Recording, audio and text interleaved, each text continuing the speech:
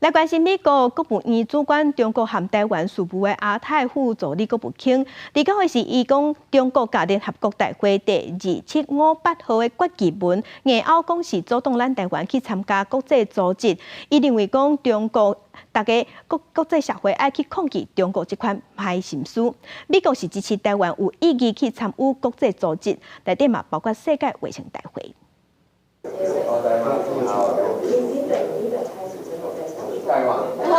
含来访的日本自民党青年局访团会面，孙总统大清顶嘛含日本前首相麻生太郎的囝麻生正方加讲几句。罗真特感谢日本各界伫花莲控诉矿山地动了后，捐出大量的善款，展现对台湾的支持，嘛希望台日继续深化合作。期待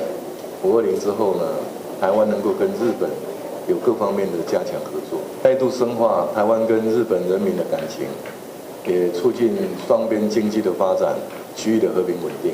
我々の政治レベルだけでなく、経済そしてまた草の根レベルでも、それはなお一層強固なものになっていると思っております。自民党青年局访港是政治领袖的摇篮，更是台日交流的重要窗门。另外，美国立场友台的众议院美中战略竞争特别委员会的新主席是共和党籍的议员穆勒纳尔。We will work tirelessly to deter CCP military aggression against Taiwan and our allies in the Indo-Pacific. 穆勒纳尔捌伫今年2月和迄当中的主席盖拉格作为访台，伊讲家己第一的任务之一就是要协助中国来侵略台湾，认为讲必须要扩大美国对台湾的军队的培训，而且受到对台湾军售演陈的状况，美国国务院的官员是关心中国有别解说联合国大会决议文，持续阻止台湾参加国际组织的行为。